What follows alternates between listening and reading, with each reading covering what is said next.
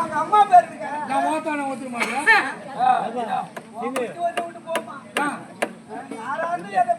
நாங்க உங்க அம்மானே நீட்டா போவோம். காலைல வீட்டுக்கு போயிடுவான்.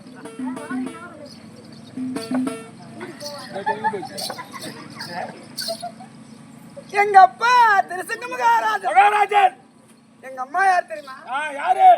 நான் ஆணுக்கானாக பிறந்தவங்க. நம்ம கும்பல்ல 7 பேரு 2 பேரு 7 வருஷமா ஆம்பளை கூட்டிட்டு இருக்காங்க. இது வரைக்கும் ஒரு புள்ள போய்க்கலாம். ஒரு புள்ள போறாங்களா?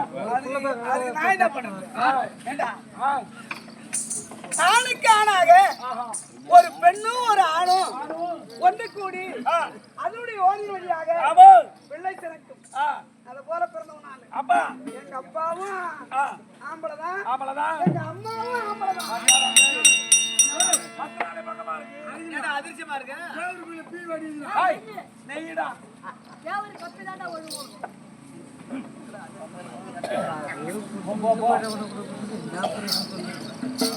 அப்படி வானத்திலே லாபடியான சந்திரன் இருக்கிறாரே, அந்த சந்திரனுக்கு 27 மனைவிமார்கள். அப்பா 27. ஆமா 27 மனைவி வரலை கொண்டு வந்து கானகத்திலேயே வரவை அடிக்க பார்க்க வேண்டும். ஆமா அப்படி என்று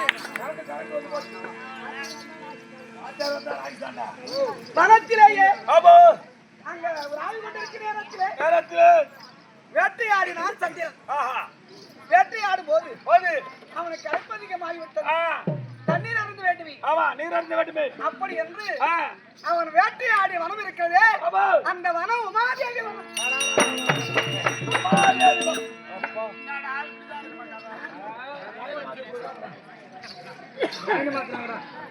அந்த வனம் உமாதேவி வனம். அந்த உமாதேவி வனத்திலே ஒரு தடாகம் இருந்தது. கும்பமுனிவன் தடாகம். அந்த கும்பமுனிவன் அந்த தடாகத்திலே தளமெடுத்து தவம் புரிகிறான்.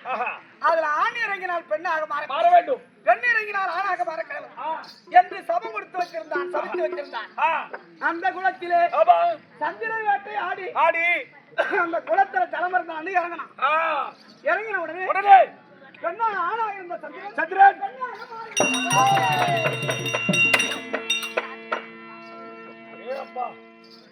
ஆணி இறங்கினால் பெண்ணாக மாற கடவுது.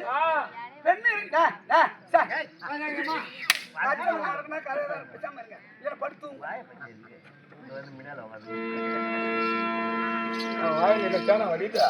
ஆணி இறங்கினால் பெண்ணாக மறக்கிறது, பெண் இறங்கினால் ஆணாக மறக்கிறது.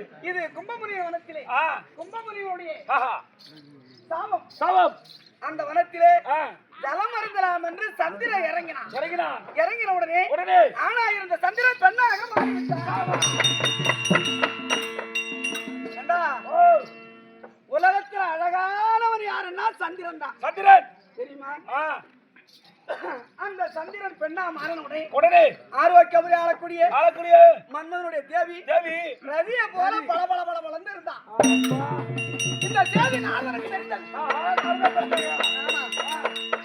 இதனாலே கலகம் உண்டாக வேண்டும் அப்படின்னு நாரதன் நேரா வைகுந்தம் சென்றான்.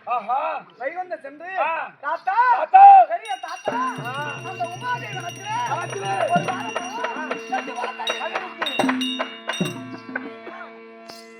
என்னடா நாரதா, ஒரு வாழை மரம் உன்னை பத்தி எனக்கு தெரியும். நீ கலகக்காரன்.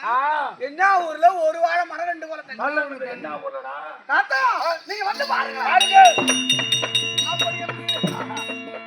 ஹரி என்று சொல்லக்கூடிய நாராயணனை அந்த வரத்துக்கு அழைத்து வந்தான். வந்து பார்த்த உடனே அந்த ஜலக்கரையிலேயே சந்திரன் பெண்ணாக மாறி தக தக தக என்று ஒளித்திருந்த உடனே காம முறை அறியாது, நித்திய சபை அறியாது. அந்த சந்திரன் இருந்த அழகு பார்த்து ஹரி அந்த சந்திரனை கூடின உடனே அந்த ஹரிக்கும் சந்திரனுக்கும் பிள்ளையாக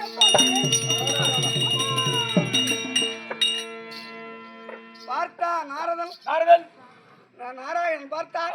அடே நாரதா என்னை கொண்டு வந்து இந்த பெண்ணை காமித்தாய்.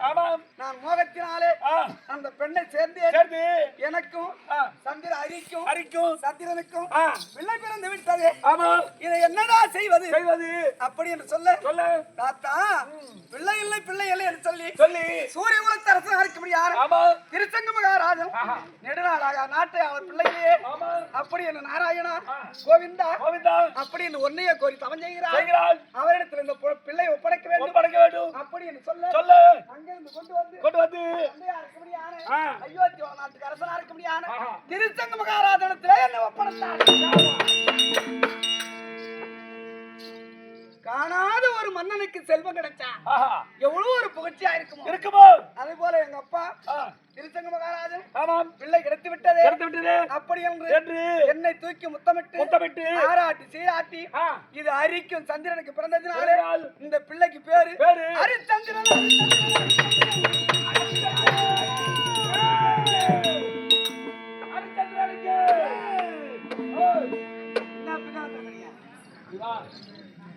அரிக்கும் சந்திரனுக்கு பிள்ளையாக தோன்றினாலே இந்த பிள்ளை ஹரிச்சந்திரன் அப்படி என்று எங்க அப்பா திருச்சங்க மகாராஜனத்துல ஒப்படைத்தார். எங்க அப்பா திருச்சங்க மகாராஜன் என்னை வளர்ப்பு பிள்ளையாக எப்படி வளர்த்து வந்தாரானா